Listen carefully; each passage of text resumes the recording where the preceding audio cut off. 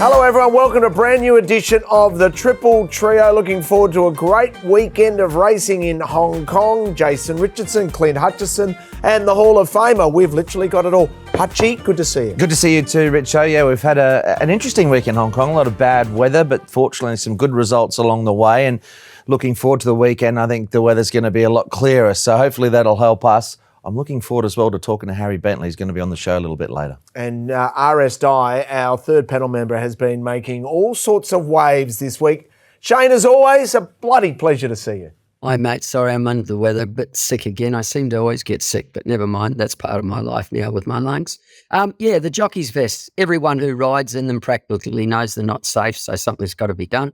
And I'm sure they will be addressing it very soon, because if not, there will be a big blow-up about it. Well, hallelujah for you. You put it back on the radar, and now suddenly there is action finally happening. So the jockeys will have their chance to have their say, and hopefully in Australia in particular, things may change. That's what our man does. Shane Dye with a headline. Yeah. Who would have Who would have thought? It's amazing, Shane. You know how to get a headline. I'll tell you something about that. I never spoke to Damien Oliver or Darren Beedman before that, right? And as soon as I went out there and did it, and it was only because I did Tuesday on Terry or whatever it is that day. I don't know whether you saw it on racing.com. And I had about 5 or 6 jockeys ring me straight away. Mate, that's the best thing, putting the vest. They're not safe. And they were good jockeys. And then I went out for dinner with Luke Dittman and Mick, and they were talking about it, they're not safe. And Luke said, well, when I had a fall, I've had 2 falls. The top one, I broke my neck there where the vest ended, and then the next one, I broke a vertebrae there. And I thought, something's got to be done about this. I've been saying this for years. So I wrote a story, and I did not speak to Damien Oliver or Darren Beedman before. As soon as the story came out, I got calls. They backed me 100%. So now you've probably got the 3 greatest, well, within the top 5, 3 greatest jockeys in Australia in the last 30 years, and Damien Oliver, whose father died without a vest, whose brother died with a vest on, and himself, who had a very serious injury, backing everything I say.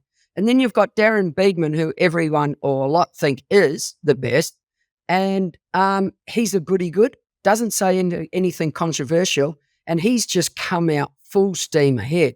So it's just not me. It's very important jockeys that are saying this. So something's got to be done, and it will be done. And if it's not done, I think there's going to be a big blow up. Yeah, it's a serious subject. And it is, and well handled. Yep, and Shane has certainly put it back on the agenda, and things are moving. Also moving is our bank balance, because we found a couple of nice winners during the week.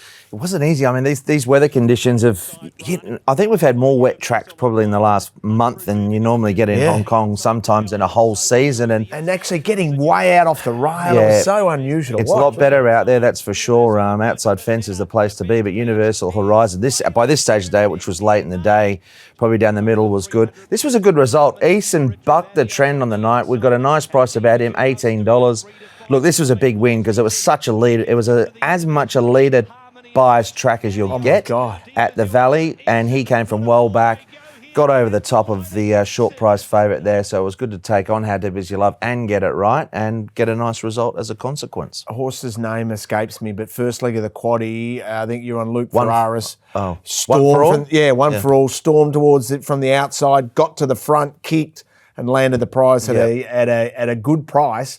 Purely and simply because he rode to the way the track was playing. Was there anything that was a bit interesting, Shane? I thought a couple of those might have just tightened a little bit more in the market than they did. The pattern was pretty clear early on, and the market didn't seem to sort of get to it too quickly. Even How Deep Is Your Love was going to get back. Well, I don't know what happened with that horse you're talking about, Luke Ferraris. He was practically my only bet for the night. And he drew gate 12, and computer teams love gate 12. And he was a leader, and he was the only leader in the race. And computer teams love that. But for some unknown reason to me, they didn't back him.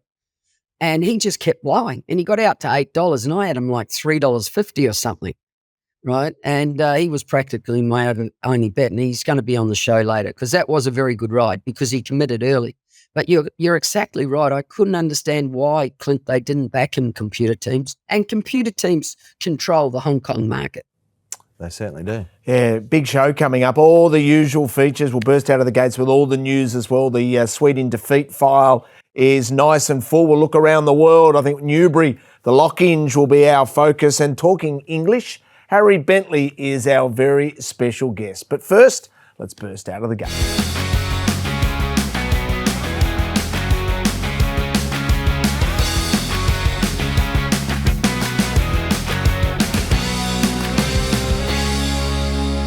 We burst out of the gates with the huge news that just landed after we recorded our show last week, and that is two high-profile jockeys have been suspended for a long time for betting. I think are they going to appeal? I think Sylvester de Souza is appealing. So there's, a lot of the details out of that haven't been sort of fully released as a consequence, Richo. But integrity is in paramount in Hong Kong.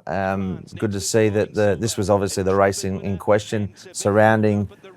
Obviously, the lengthy suspensions, which is probably in line, I suppose, with what other jockeys around the world have received in recent years. What is it, 9 months and 12 months? Yeah, for a similar offence, I suppose. So, look, when it gets to Hong Kong, they take their integrity very seriously. The boys obviously have been found to be doing the right. They pled guilty. They've done the wrong thing, and they've been handed a lengthy suspension as a consequence. So, no real surprise once they were found to be doing what they've been doing, Shane, I suppose. The best advice I can give any jockey in Hong Kong, and they should listen to this, when you make a phone call or send a text and you're talking on the phone, always believe the ICAC's listening and the Hong Kong Jockey Club's listening. So whatever you say, they know. And if you do that, you won't find trouble. And that's all I'm going to say. Well, let's move on from that. We're waiting to see how the appeal goes for the two boys there in Borges and de Souza. Can I move towards the wet track that we've seen and the Hong Kong Macau Trophy and Red Lion winning? Good performance. I mean, he bounced. I think,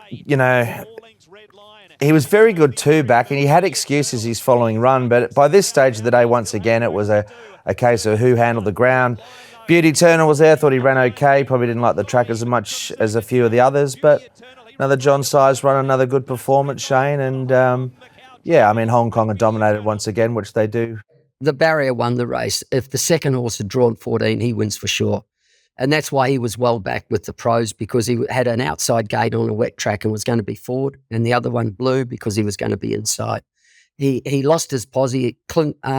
Zach gave him a good ride. It wasn't Zach's fault.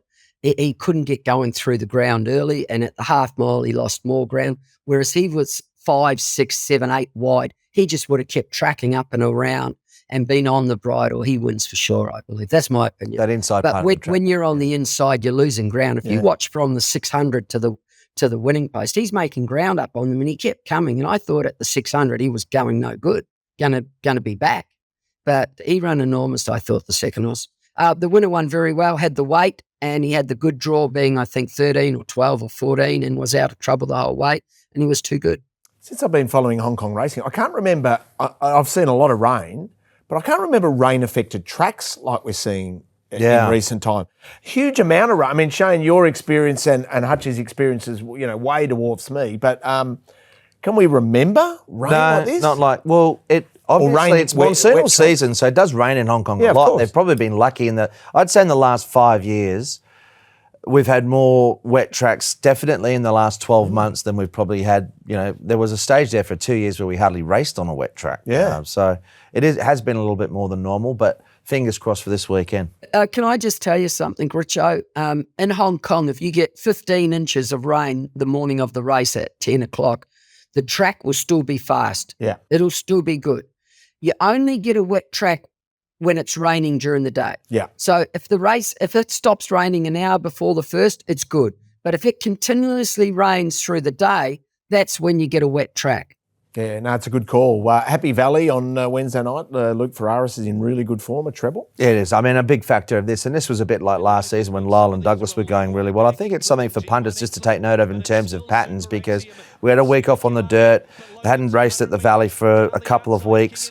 It was hard to make ground. Luke was on a couple of litres. He's riding well. He's a young lad, like Shane mentioned on last week's show. He's an improving rider, but look, you got to be frank. You got to call it as it is as well. Shady's been on a couple of horses there that were suited by the pattern, and it certainly helped him out. But he executed well enough to get the job done as well. Yeah, definitely. He's gambling in races. There was a few weeks ago I put him up as a good ride, and he's riding a few winners without getting good rides. But the track definitely suited those two he won on Wednesday night. And Zach brought up a milestone, 600 wins at Happy Valley, if you don't mind. 600. Yeah.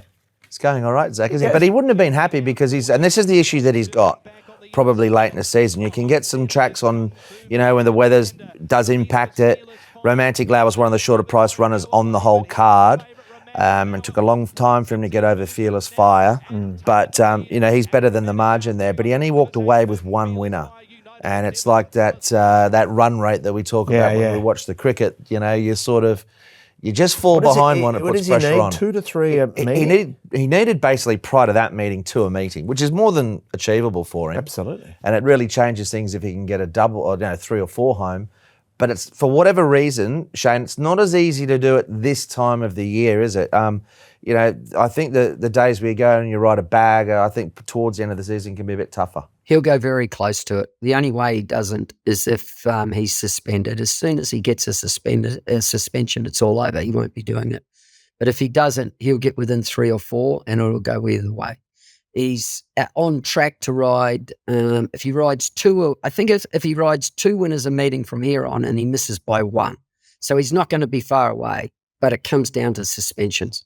So Brenton Avdulla was on our show last week. He's still yet to find a winner, but he's had 23 rides now for 4 thirds and 6 others between 4th and 5th. Let's have a look at the premiership at the moment.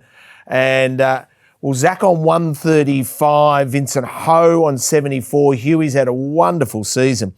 51 from 383 rides. That is exceptional. Karis Teaton has now moved back to 4th.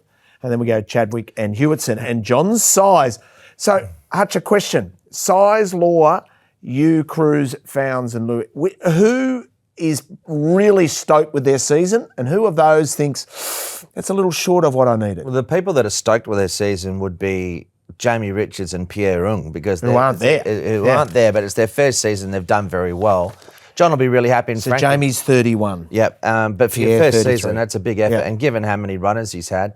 So the other people of note, Hugh Bowman's had a real impact. Vincent Ho's got to be delighted because he's taken that next step. There's a bit of a void, I suppose, not a void in the top, but Moreira did leave, Shane. So it's there for Vincent if he can capitalise, and he's getting a lot of opportunities, but he's riding a lot of winners. Yui's the one that'll capitalise on it. The only problem with Yui is his weight. He can't ride light, but he's going to step in and just pick up whatever Zach doesn't ride, and they'll go like Joe and Zach did. With the trainers, I still remember at the start of the season, someone saying, well, he can't win because he hasn't got the horses. He's going to struggle. Sorry. Who was that? I said he'd find it tough, but he hasn't. And it's an interesting year because it has been pretty even, really. Yeah. I mean, normally... We're referring to John Size. For those that watched our show early in the year, it was posed a question that he was struggling a touch and where would he go? And then Smarty Pants in Gold Coast was like, don't you worry. He'll be there. He'll be there. Well, look, it's a hard thing to do, go sort of back to back because, his amount of winners last year would have won most years. So normally you should go up in the handicap and find it tougher. That's not the only surprise. It's Frankie Law and John Size has still won too. So maybe the handicap has been a bit kind of them, Shane. Could it be training ability? Well, I suggest Casper Found should get off the phone to you and get back to training. We want him on the top. Casper's going all right. He's not going too bad. No, he's going very well indeed, isn't he? Casper just can't put it together 2 years running. Yeah, well, the horse is going back through the grades. But what Casper does is he goes full steam ahead. I think he's won it 4 times, which is quite amazing. But he goes full steam ahead when he's after a premiership and just busts every horse and they get too high. And Casper's the type of person who's nice to owners and won't sack horses. And so the next year, these horses are too high and can't win. And he's stuck with them and he's got no hope in the world. Yeah, he's nice because he's married into a nice family. Let's move and change pace. Let's find out who's in the Black Book Sweet in defeat. They're off, and Sugar missed the start by 4 lengths. Then Dublin Star, Sugar Fast Buck Smart leader. Oversubscribed, lunges at the post, missed. Sugar, sugar. That's a sweet win for Alfie Chan. Our black booker here on the Triple Trio is called Sweet in Defeat. Who made the Sid file? Well, once again, on these wet tracks, Richo, it's a little difficult to, take too much out of it because they're not going to get that many wet tracks going forward, one wouldn't imagine. But the two horses of note, Flying Ace was resuming after a long break.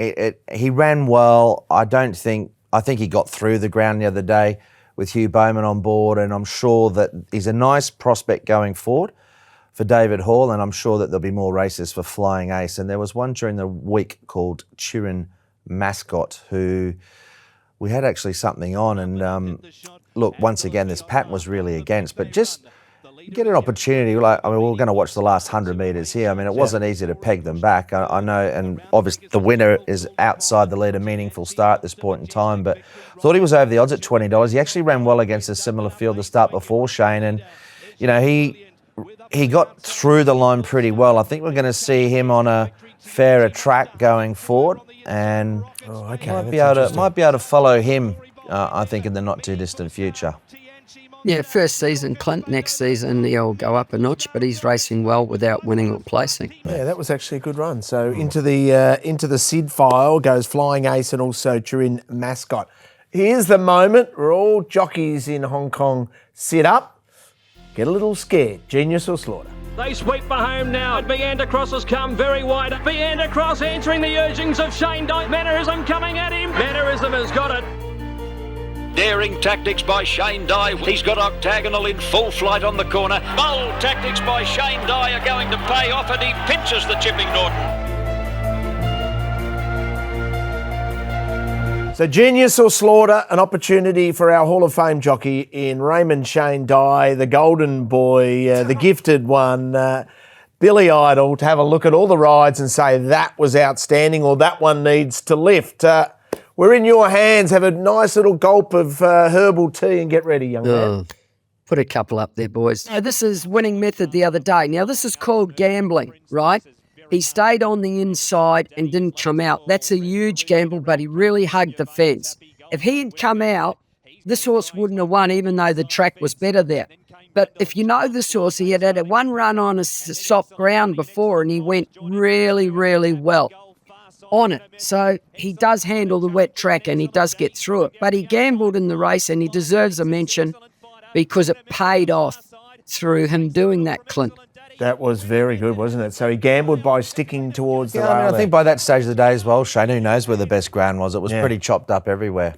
Yeah, well, they hadn't been on the inside either. So as the day gets on, the inside goes back to favourable sometimes because it's fresh ground, right? Because all the horses are coming out wide. And if you hug that fence, you always find a one lane where no horse has been on there all day, and he found it. So good ride, very good ride. I'm just looking at the stats. So Luke Curry, 9 wins for the season. Luke's been working really hard to try to gain some momentum, and he caught your eye, Shane. Well, he rated the Hulk very well. I'm going to put 2 up here at once, and the other one, of course, is Luke Ferraris. We'll go through Luke first at the bottom. Now, why this was a good ride was Luke had gate 12, but he committed, and he really, really, really committed. You see there, and he led. And he would have known it was a leader's track, and he won the race. So well done for committing. Why Luke up the top is a good ride. If you have a look at the sectionals, he never went too slow and he never went too fast. Yeah. So no horse was ever going to take off mid-race. If you go too slow, they can take off mid-race. So he rated him very well. And he doesn't get much of a go, Luke, and everyone loves Luke. He seems a nice guy. And he rated him very, very well and gave him a very good ride, and the horse kicked and won. Now, both horses led, and we all know it was a leader's track, and you had to lead to win more or less. I know 2 horses didn't more or less, but you really had to lead. So, Clint, both good rides. I think Luke's going pretty good myself, and I've been saying it for a while. He doesn't get an opportunity, but he shows initiative at present in races, and he's gambling in a lot of races, and he's not getting the best of rides, and he seems to be riding a few winners now. Yeah, I think hopefully he can get some more opportunities. A very underrated rider.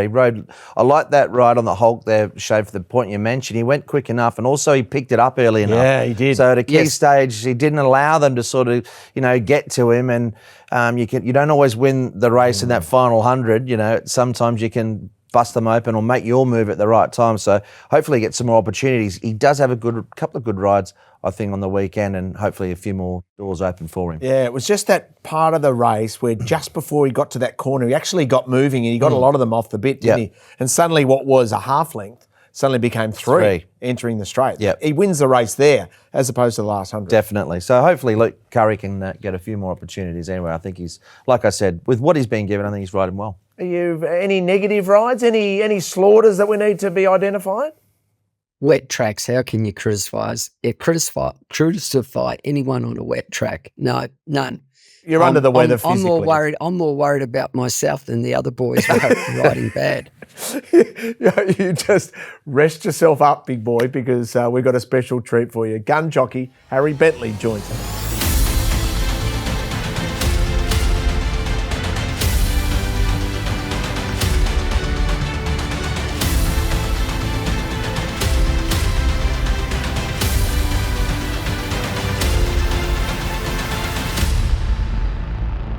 Well, let's add some star power to our show, and it comes in the form of Harry Bentley, of course, a Group 1 winning jockey in Europe, spent a lot of time in Qatar, and Hong Kong is his home now. He's been good enough to join us. Harry, thanks so much for joining the show, and how are you enjoying the season so far? Yeah, thanks for having me, guys. It's great to see you as always. The season's been good. I had a little bit of a lull halfway through, and things went a little bit slow, and obviously would like to have ridden a few more winners, but last couple of weeks have been quite good to me, and got that little bit of momentum. So all I need to do is just capitalise off any good rides I get now, and hopefully can finish the season strong. Harry, did you have a sort of goal set for the season? I mean, you'd been a little bit of time now, so just interested to know if you had any in the back of your mind where you'd want to reach for this season, and how you're tracking with regard if you did have a goal. Yeah, well, I rode 25 winners last season, and my main aim was to come and try and beat that. So I'm on 19 now. I'm 20 now. 20, yeah. After Wednesday, and I've obviously got a few more to surpass last season's record. To answer your question, I'd love to have reached 30 by the end of the season. It's going to be a tall order now to ride 10 winners in the next couple of months, but I'll give it a go. That said, you got 10 rides on the weekend. It looks like you're getting a good bit of support from a lot of stables, which must be quite encouraging. Yeah, it is. It's extremely encouraging. And as I said before, I think now I'm just off the back of a few winners, getting a few better opportunities and more rides. So as far as I'm concerned, I just want to capitalise on those better rides, and hopefully they can turn into more. And what attracted you, Harry, as we were looking at Alloy King being able to win, which is your 50th Hong Kong winner? What attracted you to Hong Kong? Tell us about your story and riding Group 1s in Europe, and then your time in Qatar, and now why Hong Kong? Yeah, well, Hong Kong was somewhere always on my radar. I never knew when I would try and approach the jockey club to come here, but it seemed to just fall into my lap at the right time. Terry Bailey gave me a call when I was in Dubai, and offered me the opportunity to come here for the remaining 3 months of the season. And it just seemed like a perfect time in my career. I was 28 at the time. I had a good season in the UK, but I was up for a new challenge. And as I mentioned, Hong Kong was somewhere that always appealed to me, and the fact that I can do lightweights, it just seemed to be a good fit. And when the opportunity came, it was too good to turn down, and I'm pleased I jumped at the opportunity. It's a big move, and a lot of people, it doesn't suit them and their lifestyle. If they've got family and kids at home, it's hard to uproot kids from school and what have you. But I'm in a fortunate position that I didn't have that, and I was able to seize the opportunity. Just your riding, what parts of your riding do you think have improved and since you've come to Hong Kong, and how has it built your sort of CV, if you will, and what aspect of your riding's improved since you've come to Hong Kong? I think it's just got me on the ball a lot more. At home in England and wherever else you're riding in Europe, things happen a lot slower. You can afford to jump out, take your time and settle into a position, and and away you go. Whereas that is simply not the case here. You need to capitalise on good draws, and when you don't have a good draw, you need to be aggressive and try to get the best possible position. So I think I've just got probably more aggressive in my riding and certainly more positive. But whatever happens from here, I'm still learning, and there's a long way to go. But Hong Kong is it waits for no man, and you need to adapt. Just one thing, Harry. Damien Lang summed it up best, Hong Kong, to me once on air here. He said, out of the gates, everything happens so fast and you got to be so alert. He said, in other parts of the world, you jump out of the gates and you can spend time doing things and thinking. But in Hong Kong, you don't get time to think. And it's so true that as soon as those gates open, you've got to be alert to make your mind what you're going to do. You don't get time to decide. It's got to happen on the spur of the moment as soon as you jump. Yeah, no, I totally agree with you there, Shane. And by the time you thought about getting your position once you've jumped out of the stalls, it's already too late and there's 3 people inside of you. So, you need to be quick with your decisions and certainly on the ball. And your lifestyle, has things improved a bit now that, Hong Kong's been, really hit by COVID? That must have been really tough for you and for all the other jockeys. Yeah, it was. And to be honest, I came here at the worst possible time, and I came and did 21 days in hotel quarantine once I arrived. And when I came out, I thought, what have I done here? It was something to adapt to pretty fast. And now things are opening up. It's a totally different place, and you don't feel as trapped and anything like that. So it's nice that there are faces coming in from the rest of the world, different jockeys, different horses on the international races, and it's really opened up, and it's a much better place for it. So I saw it at its worst, and I'm now seeing it back to what it was. And Harry, just quickly before we talk about some of your rides on the weekend, we might touch on the Lockinge as well, which is of course going to be a whirlpool race. But you're off season. What are your sort of plans there? And it's been a bit different the last couple of years, I suppose. But do you have any ambitions to go somewhere else, back to UK and ride? Are you taking a break? Well, how does Harry Bentley spend his downtime? Yeah, so obviously the temptation is to ride. At the end of the day, that's what we love doing. And it's a good time of the year back home in England to be trying to get some rides. So, I mean, my goal is just to go home and relax, to be honest. I mean, I want to just enjoy some downtime and recharge the batteries. But having said that, if the odd ride came up at Glorious Goodwood, then I would be happy to ride there. The chances are there are so many jockeys at home, and it's probably going to be hard to secure a good one. But we'll see how it goes, but the main aim is to relax, come back for the beginning of the next season here as fresh as possible and ready to hit the ground. Harry, if you need a driver when you're in the UK, I've got just the guy for you. Harry, I'm your man. Perfect. Yeah. Yes. I'll put on gloves. I'll have to give you a shout. I'll put on gloves and a hat. It'll be bloody absolutely I've got a uniform you can wear. So Yeah, exactly. Well played, Harry. Sounds perfect.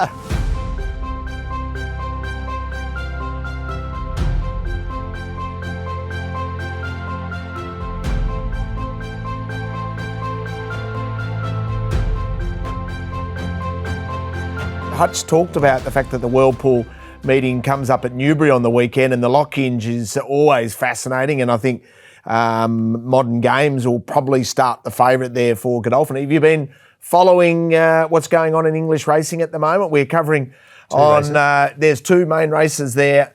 The London Gold Cup for the 3-year-olds over 2,000 metres, and the Lockinge Group 1 race. Light Infantry, who ran actually in Australia, came out to Australia running the Golden Eagle. It's actually one of the key runners as well. Have you kept an eye on it? Yeah, I do, Jason. It's, so obviously timing can be a little bit difficult sometimes because of the time difference, but I definitely keep an eye on the races at home, certainly the bigger ones. And I mean, there's so much racing on that it's difficult to keep tabs on all of it, but certainly the big meetings, the big racing, I'm very interested in still. Have you had a quick look at the lineup this year, Harry? And any thoughts if you have? Yeah, I've had a good look at the racing. It looks a cracking renewal actually. Modern Games obviously brings in the class form, being a 4-time Group 1 winner and a 2-time Breeders' Cup winner. So he's going to bring in the class to the race and the proven Group 1 standard. His form mainly comes on quicker ground, and he's been beaten a couple of times on good to soft. And I see the ground at the moment is good at Newbury. There's potentially a little bit of rain later on today, so I don't think it'll make much difference. But good ground won't be too much of an excuse for any of them. But the one that really interests me is Laurel. She obviously gets a little bit of a weight for being a filly, and she's done nothing but impress. She's extremely lightly raced. So clearly probably wasn't much of a 2-year-old, and Mr. Gosden thought that it was best to wait for her 3-year-old campaign. And, I was looking at her form earlier. She went from winning a Class 4 at Kempton on the all-weather to narrowly being beaten in the Sun Chariot at Newmarket, a Group 1, only 3/4 of a length. So she is clearly a classy type, and I think she's going to be the one to watch because she's going places and being lightly raced. I think there's a lot more to come. Hey, Harry, quick word on as well on Frankie Dettori. There was a point up to yesterday. I think his last 8 rides, 4 of them have been stakes class winners. We spoke about him last week, and he's announcing potentially, well, he's supposed to be retiring this year, but I don't think he is. Just a quick word on Frankie.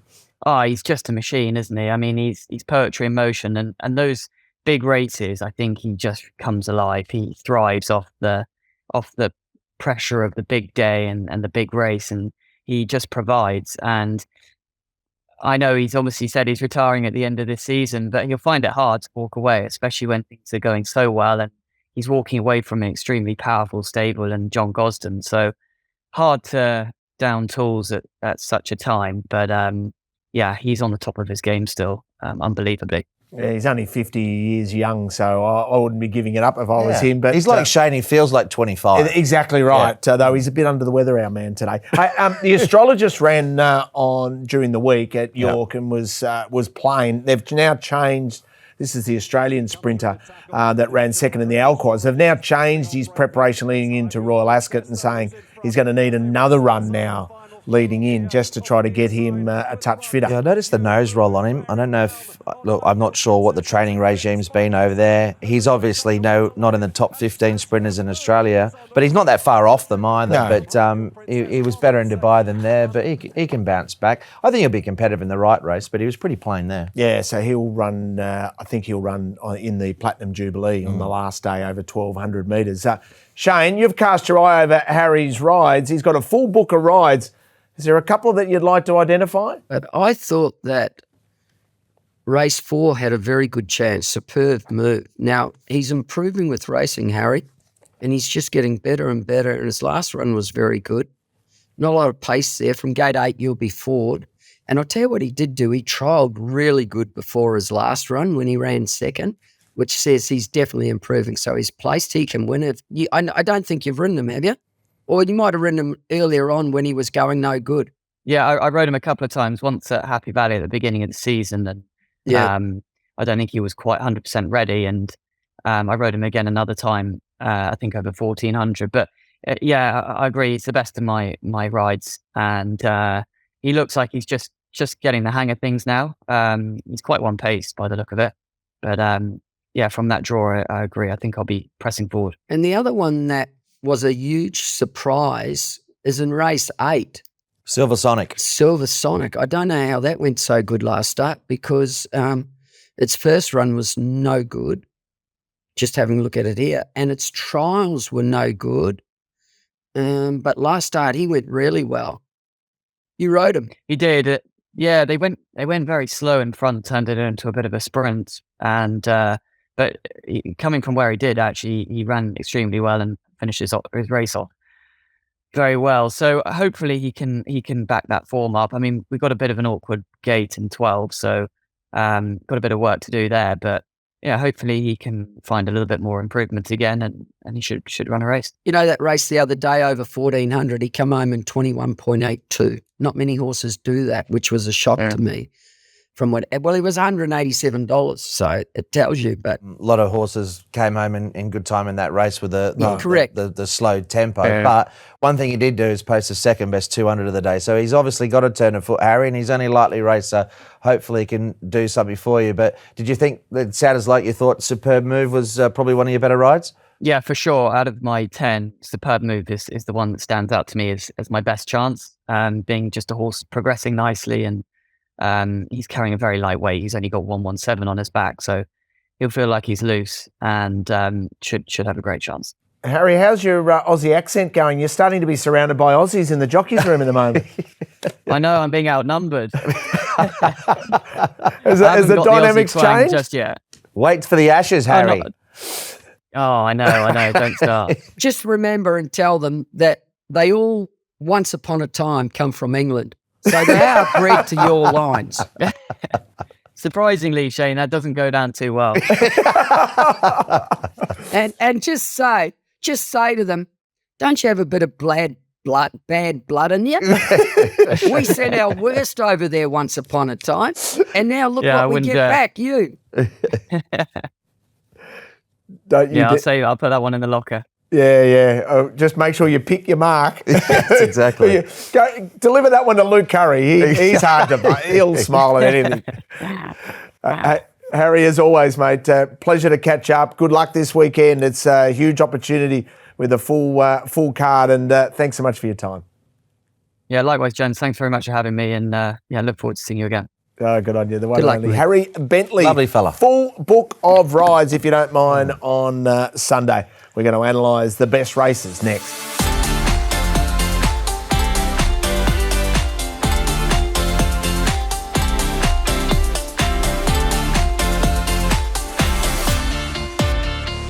Let's analyse the key races on Sunday. Hutch, and we start with race number 7. Let me just say I like this meeting, Richo. I really like the look of the whole card. I've got 2 races to go, but this is the first race we're going to take a look at. I'm really glad that Tony Cruz is really listening to my suggestion with California Deeply about going to 1,200 metres, so he sticks to it. He just keeps ignoring 1,000. you. Shane keeps reminding me that he takes zero notice of me with that full, but nonetheless, California Deeply's actually got a great chance in this race. So I think I'll really want to be with horses drawn high. I know you always want that to be the case, but particularly here, I think he can be a little bit closer. This was a key race with a wet track, outside was still good, a couple of unlucky runs. Pleasant Endeavour's racing consistently. It's going to be a lot harder this time for Flying High Shane on the other side of the track, but the horse is flying, he'll run well, but it's just that little bit tougher this time around. I tell you, Pleasant Endeavour's very well weighted here with the kid on. You know, he gets in pretty light. It's a good race. How do you rate Ellis Wong? He rides all right. He hasn't stood out. He's not doing much wrong. Pretty hard to get in trouble up the straight when you're on a horse that's going to be up there. But he's only got 123 pounds, and that's going to help him. You're correct about Flying High. I know he's won his last 3 and he's flying, and possibly he can win again, but the weight's going to catch up to him. And this might be the race where the weight catches up to him. And also, he hasn't got that outside gate. And the last 3 wins he's had, he's drawn on the outside every time. So it's a nice race. I've probably got Pleasant Endeavour on top because of the weight, but I wouldn't be surprised if California Deeply won. Wouldn't be surprised if Flying High won. You know, there's a few there.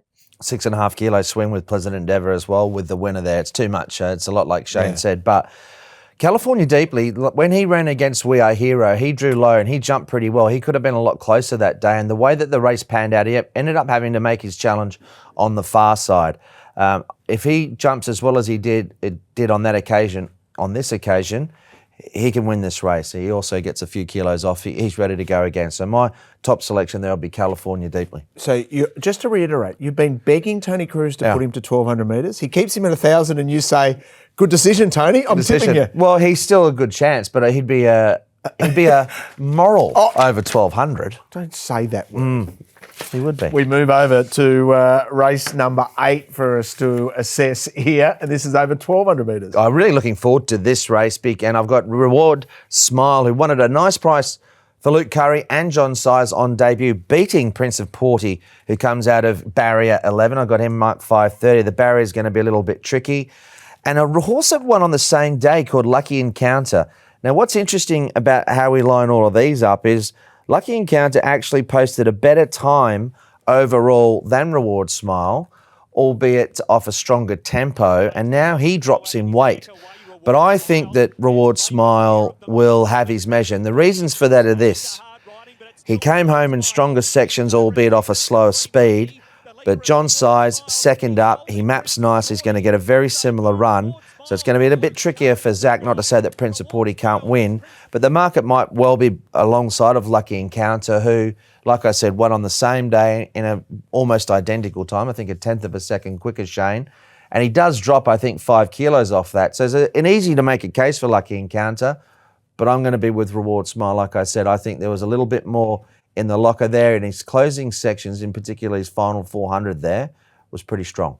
I agree with you, everything you said. I've got Reward Smile on top. I think he'll be winning again.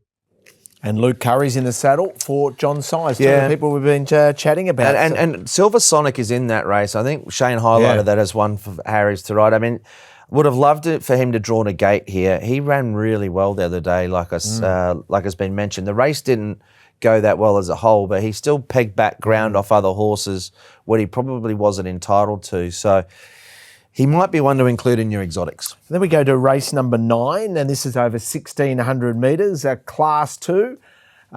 Zach combines with John Size with the toppy here. Yeah, I thought this was a tough race, and normally when you go through them, the longer you go through, the tougher they can sometimes get. You start talking yourself in and out of other horses, but I went the other opposite here. The more I look at the race, I think Tuchel's going to be hard to beat. I know he's got top weight. He ran against a lot of horses in this race.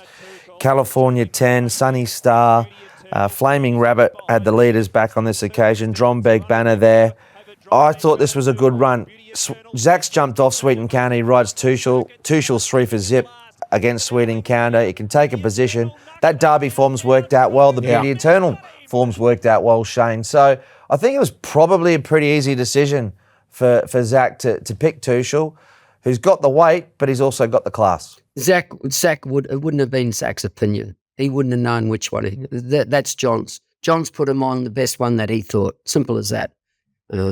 Zach wouldn't be ringing up saying, I want to ride Tuchel and not the other one. John is saying you're on Tuchel and not the other one. I've got Tuchel on top. I think you got to remember Clint last start. He was going from 2,000 metres back to 1,400, and that's not easy to do, right? And now he's up to a mile, which is probably his pet distance. I've got him on top. I think he can win. Sweet Encounter trialled very good the other day, and his last run was good. He got back and run on, but his trial the other day, he had a very easy trial, but he looked good in it. But you are correct. There's a few chances. Amazing Victory's racing well. He hasn't been out of the money. Dromgold, Banner, the bottom one. The worry with him is he's not going to get a soft lead because all for St. Paul's is, and there's actually a bit of pace in this. So, I've got Tuchel on top. I've got to agree with you. Okay, one of Zach's 2 that he needs per meeting to get to that title. Can we finish in style? What do you think about race 10? Another tough race to finish with. I mean, Mighty Stride has been favourite at his last 5 starts, and he's had 6 of them. So he struck that wet track the other day, and what Shane mentioned earlier in the card about the wet ground on the inside, he was at a real disadvantage there. But this is another very competitive race. Beauty Inspire is going to have a good hope. Simba maps well. 1,400 is clearly his go, and he's coming off that wet track. We've had Maduri Beauty trial exceptionally well again. Of course, we made him a money munch, and we won't be going in again. But if the price is right, well, who knows?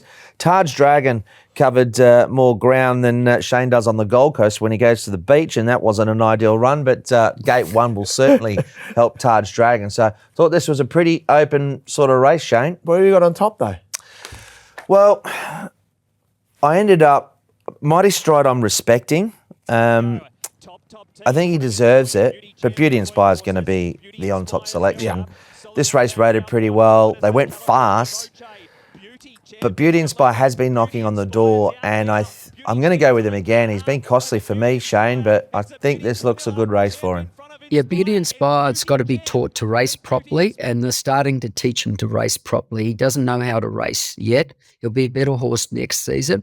It's got an awkward gate 8 because you can't push him forward. If you push him forward, he's going to over-race and pull and do a lot wrong. And Zach's just starting to teach him to get him right now. We would all want to be running 4th or 5th in a race with the perfect run, but a horse like this, you can't do it on. He's got a very good chance. He's improving now with every run. I've probably got Mighty Stride. I would gamble against him again. I would gamble with him again because last start he struck that wet track and he looked disappointing, and he was a bit disappointing, but he was stuck on the inside and didn't go that well. So I've got Mighty Stride ahead of Beauty Inspire, but wouldn't be a surprise if Beauty Inspire won. This is a race though, Richo. Yeah. I've got him marked favourite, Beauty Inspire, but I'd be happy to land where my market is, because it's a competitive race and I wouldn't want to take too short a price about him, and he may well be short if Zach has a good day. You got John Size and Zach Purton teaming up. He'll probably be, for me, over bet. So whilst I might have him on top, there's other runners in the race I'd be happy to play, and Mighty Stride's going to be popular once again. And that's the beauty of those that subscribe to Hutchie's Honkers, that you'll give you full ratings for every race. Yep. And there might be one that you've rated, say, for example, at $8, it's at 3 times that, and you have a little play that way. Definitely. And that is always very smart punting. Is there anything early on in the day? I mean, Yes. and have you got one on top as your absolute best? I think a good race to play is the Reward Smile race, and just to Yeah. keep it simple with those Cornellas with Prince of Porty. I know they'll be pretty short in the market, but they deserve to be. So that was obviously in race 8 with the Reward Smile, but Prince of Porty in the queue and Lucky Encounter. But outside of that, a horse that the subs were actually on debut, Sunlight Power, a horse with Ricky Yu. It's in the first race of the day. Unfortunately, what happened, there was a barrier incident with another runner. It was his first start at the races. It was a nice price too. He got left in there a long time, and just for that horse having his first start, he didn't jump brilliantly. He got squeezed out, put it at the back, but he powered to the line. I think it's a very winnable race for him, and I thought he looked a good bet. So race 1, number 4. There's also another interesting race, but there's a few that have trialled well in the 1,000-metre contest. And there could be a very smart horse there in that race. So I think it's going to be a meeting where we'll throw up some future stars potentially. Let me guess, Hutchie's Honkers? Get to the website and check it so out. what race is that you've teased? Oh, the teaser is that race 2. I mean, we've got Ricky Yu, the son of Choisir, dream winner from Francis Loyard, amongst others. But that is a good little race. There's a couple of nice horses there. Well, Harry Bentley didn't give us a push for Same to You, a horse that he's riding. Won a trial on the Gold Coast, but he wasn't one of the ones I was talking about. He didn't give us a push at all. Shane, where should we play on the weekend?